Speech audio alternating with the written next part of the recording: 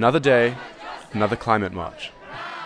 Here in London, these streets have been trampled in recent months by demonstrations for a wide range of domestic issues. But today, people are taking to the streets to fight on a global level for a global issue: climate change.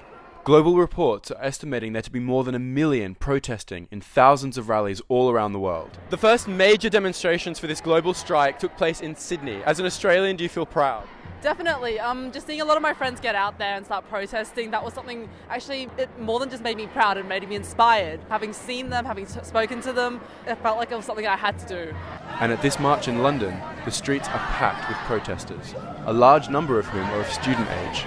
Groups from University College London organise within itself to attract fellow students, and here at Leicester Square we can see how successful those efforts have been. Organisers estimate there to be at least 150 people here from UCL alone. CAS is one of the fastest growing societies, I believe, as well. We've got over 800 members part of it within 1 year, which I think is just amazing. So it shows that clearly there's a lot of care in UCL, that people do want to make a change. We try to find the balance between the educational part, so informing people about climate change, but then obviously looking at solutions. What can we do within the uni? Do you think that as a university, UCL could be doing more to halt climate change?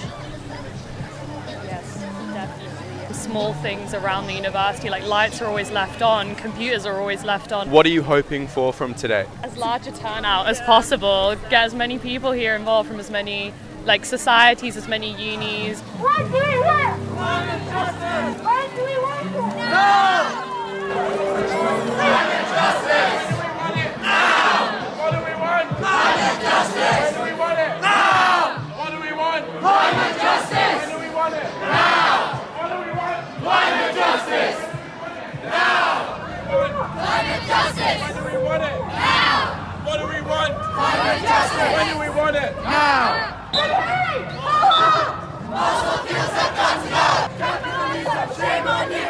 We deserve a future too! Free, free, free! Climate justice!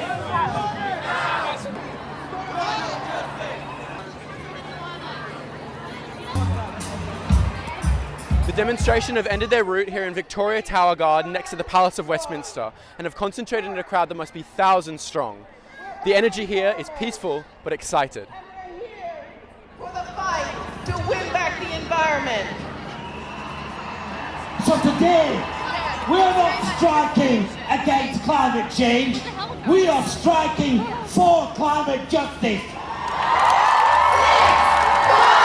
4, 3, 2, 1.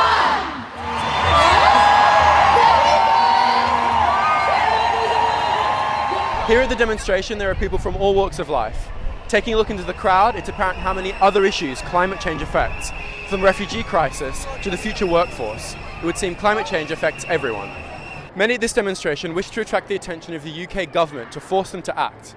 The UK Parliament passed a climate emergency motion but has since failed to act further. This inactivity is largely due to preoccupation with the Brexit process, which many claim to be a climate issue in itself, given the UK will be pulling out of many of the EU's strictest climate protection agreements. Do you as an Australian feel the UK could follow Australia's lead in combating climate change? Probably not, because we've done absolutely nothing. That's it. That's the tea. Well, you heard it here first. How do you feel about the police presence today at the demonstration? There's quite a few police officers around, just looking around. And I'm quite surprised because, it's a very peaceful protest. Most of us are youth. A lot of children, actually. I've seen a lot of 10-year-olds and under. Do you think without the police here, things could get out of hand? Perhaps if there were counter-protests. We've seen counter-protesters here, very few. But it would definitely be adults. The kids aren't going to do anything, yeah. With protesters lining the streets from the Houses of Parliament all the way to Trafalgar Square, in what looks to be one of the largest climate demonstrations the UK has ever witnessed, it has yet to be seen whether or not the UK government will take any notice. Dom Borghino, PiTV, Downing Street.